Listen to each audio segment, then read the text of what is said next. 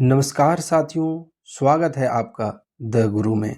मैं हूं जीवन सर और आज हम बात करने वाले हैं क्रिया प्रसूत अनुबंधन सिद्धांत के बारे में, जिसकी जो देन है वो है स्किनर महोदय की। इसे अनुक्रिया उद्दीपक सिद्धांत के भी नाम से जाना जाता है, आरएस बॉन्ड थ्योरी भी जाना जाता है, साथ ही साथ इसे सक्रिय अनुबंधन का सिद्धांत भी कहते हैं। तो अब हम जानेंगे इस क्लास में आगे में कि आखिर ऐसा क्यों कहते हैं, आरएस बॉन्ड थ्योरी क्यों कहते हैं, जबकि थॉर्नडाइक की महोदय के सिद्धांत को एसआर बॉन्ड थ्योरी कहा जाता है। तो इन्होंने ऐसा क्या किया था वो जानेंगे। इस वीडियो में हम बात करेंगे कि स्किनर महोदय ने किन जंतुओं पर प्रयोग किए, इनकी देन क्या है, शिक्षा पर इनका महत्व क्या है, सारी बातों को एक एक करके हम समझने का प्रयास करेंगे। उम्मीद है हर क्लास की तरह यह क्लास भी आपको अच्छी लगेगी। अच्छी लगे तो लाइक कीजिएगा, सब्सक्राइब कीजिएगा और ज़्यादा से ज़्यादा दोस्तों में शेयर कीजिएगा। किसी प्रकार की दिक्कत हो तो आप हमें कमेंट कर सकते हैं, मैं प्रत्येक कमेंट का जवाब देता हूँ। तो चलिए शुरुआत करते हैं। सबसे पहले हम बात करेंगे स्किनर महोदय के परिचय को। जब हम इनके परिचय की बात करते हैं तो कभी कभी इनका पूछ दिया जाता है ये कहाँ के थे। तो ये अमेरिका के थे। ठीक है, पूरा नाम बीएफ स्किनर, बोहरम फ्रेडरिक स्किनर। ठीक है, अगर आपसे पूछा जाएगा कि स्किनर महोदय क्या थे, यानी इनका व्यक्तित्व कैसा था या किस प्रकार के व्यक्तित्व के थे, तो ये सामाजिक दार्शनिक थे, ये लेखक थे, ये वैज्ञानिक थे तथा आविष्कारक और कट्टर व्यवहारवादी। व्यवहारवादी की जब हम बात करते हैं तो कहते हैं ना कि हमने हाथी देखा, उड़ता हुआ हाथी देखा। मान लीजिए आपको कहेगा कोई ऐसा, तो ये कहेंगे नहीं भैया पहले आप दिखाइए हमको कि कहाँ उड़ रहा था, तब हम आपकी बातों को मानेंगे, नहीं तो नहीं मानेंगे। तो इस प्रकार के मनोधारा वाले व्यक्तियों को कहा जाता है व्यवहारवादी, यानी जो चीज़ व्यवहार में है, यानी यथार्थ में वास्तव में है, उसी को हम भरोसा करेंगे, बाद बाकी चीज़ों पर हम भरोसा नहीं करेंगे। इनके सिद्धांत, क्रिया प्रसूत अनुबंधन का सिद्धांत, इसे किन किन नामों से जाना जाता है वो भी एक नज़र देखते जाइए। इन्हें कहा जाता है अनुक्रिया उद्दीपन का सिद्धांत, सक्रिय अनुबंधन का सिद्धांत, साधनात्मक अनुबंधन का प्रयोग, सक्रिय अनुकूलित अनुक्रिया का सिद्धांत, नैमित्तिक अनुक्रिया का सिद्धांत, अधिगम के पुनर्वलन का सिद्धांत, कार्यात्मक अनुबंधन का सिद्धांत, आरएस थ्योरी, स्किनर का बॉक्स प्रयोग। ये इतने नामों से जाना जाता है क्रिया प्रसूत अनुबंधन का सिद्धांत। अब हम देखेंगे कि आखिर इन्होंने क्या किया था, किन पर प्रयोग किया था, थोड़ा सा ये भी जान लेते हैं हम। तो ये देखिए यहाँ पर आपको दिख रहा होगा एक चूहा जो कि एक विशेष प्रकार के बॉक्स में है।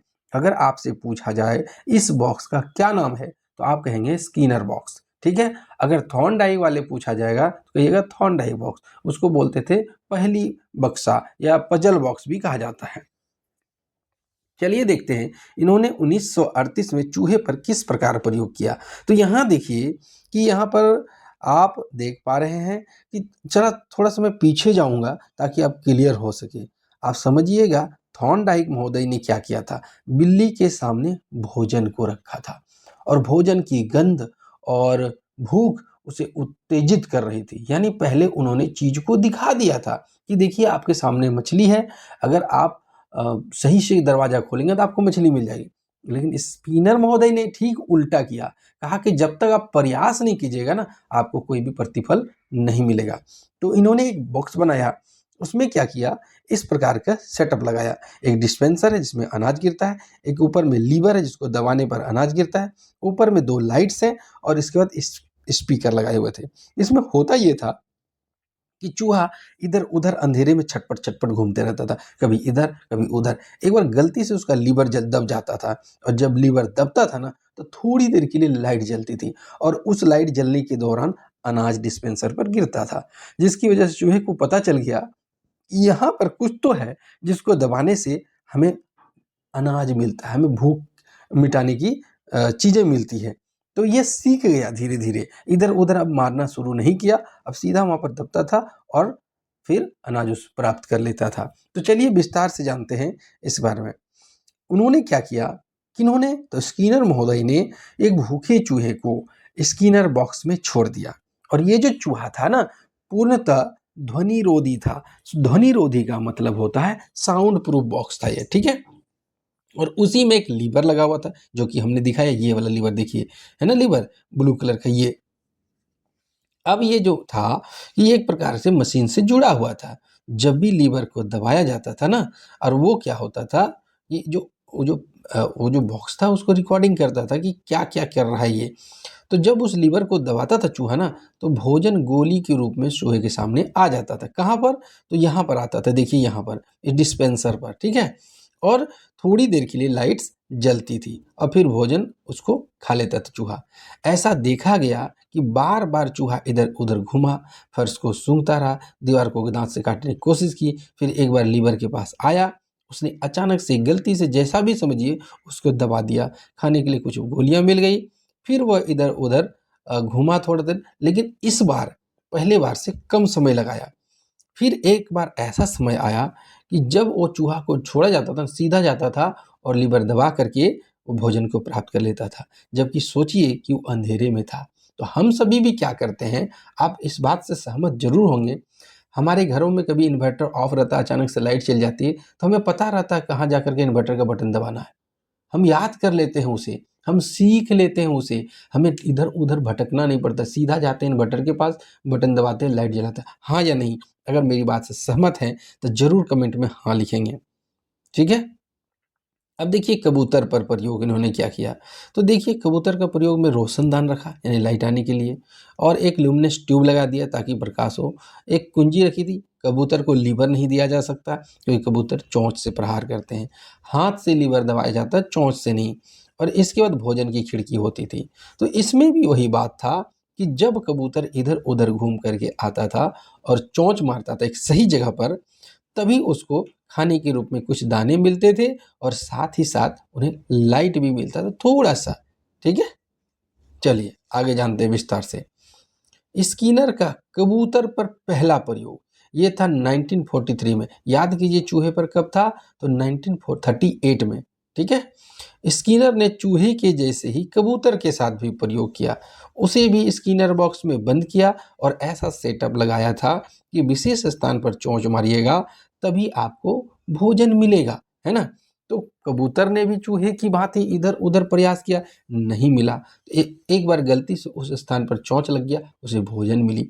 अब वो हर बार यह क्रिया दोहराया, तो ऐसा देखा गया कि अंततः चूहे की तरह कबूतर भी अचानक से एक जगह पर जाती है और सीधा वहीं पर चोंच मार करके भोजन प्राप्त कर लेती है। यानी उसने भी यह अनुक्रिया सीख ली। तो क्रिया प्रसूत अनुबंधन सिद्धांत का क्या अर्थ निकल के आया?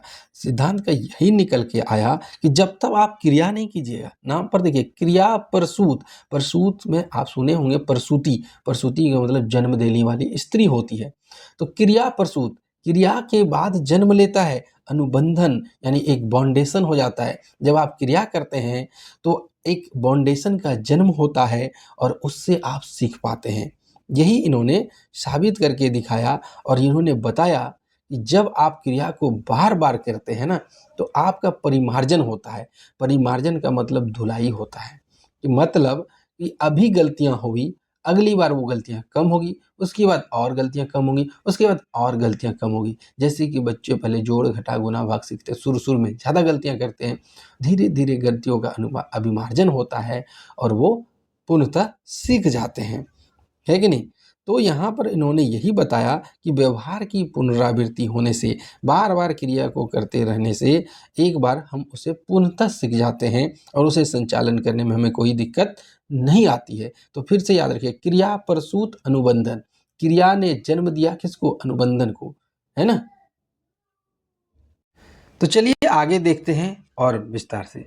तो स्किनर महोदय ने 2 प्रकार के व्यवहार बताए हैं। पहला बताया है प्रतिवादित व्यवहार।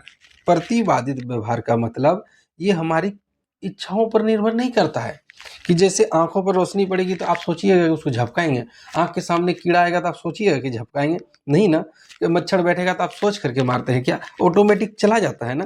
तो इस प्रकार के व्यवहार को हम कहते हैं प्रतिवादित व्यवहार। दूसरा है क्रिया प्रसूत व्यवहार, यानी ऐसा व्यवहार जिसको हम ऑपरेट कर सकते हैं, जिस पर हम कंट्रोल कर सकते हैं। तो उन्होंने कहा जैसे चलने की क्रियाएं, चलना, दौड़ना, खाना पीना, हम इस पर कंट्रोल कर सकते हैं।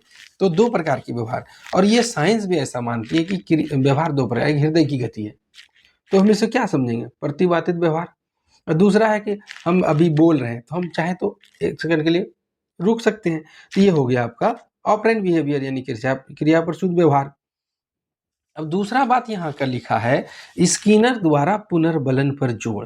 अब ये क्या होता है पुनर्बलन भाई? पुनर्बलन का मतलब होता है थोड़ा सा सपोर्ट कर देना। एकदम बेसिक बात भाषा में समझा रहा हूँ। पुनर्बलन का मतलब होता है थोड़ा सा सपोर्ट कर देना। जैसे कि कोई व्यक्ति मुश्किल में पड़ा हुआ है, उसको समझ में नहीं आ रहा है। कोई बच्चा आपके सामने एक मैथ को बार-बार सीखने का प्रयास कर रहा है, वो अकेले दम पर नहीं सीख रहा है। आपने थोड़ा-सा अरे यहाँ पर ये गलतियाँ हो रही हैं, इसको ठीक करो।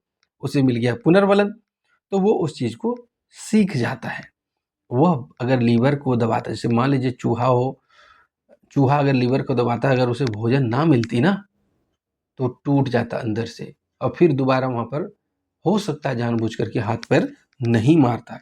कबूतर को चोंच मारने पर अगर भोजन नहीं मिलता ना, तो कबूतर भी वहाँ पर चोंच नहीं मारता। तो ये है पुनर्बलन। तो पुनर्बलन 2 प्रकार के हो सकते हैं, एक सकारात्मक पुनर्बलन और दूसरा होता है नकारात्मक पुनर्बलन। सकारात्मक पुनर्बलन वो होता है जो हमारे सीखने की इच्छा को और अच्छा मतलब मोटिवेट करता है। ये सकारात्मक पुनर्बलन। जैसे कि आपके क्लास में एक बच्चे ने बहुत उम्दा प्रदर्शन किया, बहुत अच्छा, तो आप सबके सामने कहें कि इसके लिए ताली मारो, इसने बहुत अच्छा काम किया। तो ये सकारात्मक पुनर्बलन हो गया। लेकिन आप अगर ये कहते हैं बहुत धमका दिए उसको डाँट दिए, चलो गधा कहीं का, सब कौन नहीं बना सकता है, ऐसा चित्र तो कोई भी बना सकता है। आपने उसको मोटिवेट नहीं किया, आपने उसकी प्रशंसा नहीं की, तो वो बच्चा अगली बार आपके सामने आने से डरेगा। वो कहेगा कि हम कितना भी कुछ कर लेंगे, हमें तो शाबाशी मिलने वाली है नहीं। आप खुद देखिए ना, जब एक एग्ज़ाम असफल हो जाते हैं, दूसरा एग्ज़ाम में मोटिवेशन कम होता है। हम सोचने लगते हैं, पता नहीं इस बार पास हो पाएँगे कि नहीं हो पाएँगे। आपने अगर सीटेट में एक बार असफलता पाई होगी, तो आप अंदर से नेगेटिव पुनर्बलन में आए होंगे, नकारात्मक में। लेकिन यदि आपको कोई हेल्प कर देता है, इस बार आप पास कर जाते हैं, आपको मिलता है पॉजिटिव पुनर्बलन। आप कहेंगे किसी दूसरों को कि देखो एक बार खराब हो गया क्या, मेरा भी तो पहली बार नहीं हो पाया था, लेकिन हमने दूसरी बार इस बार देखो पास करके दिखाया, वो भी अच्छा नंबर से, है ना? तो ये बात की है स्किनर महोदय ने।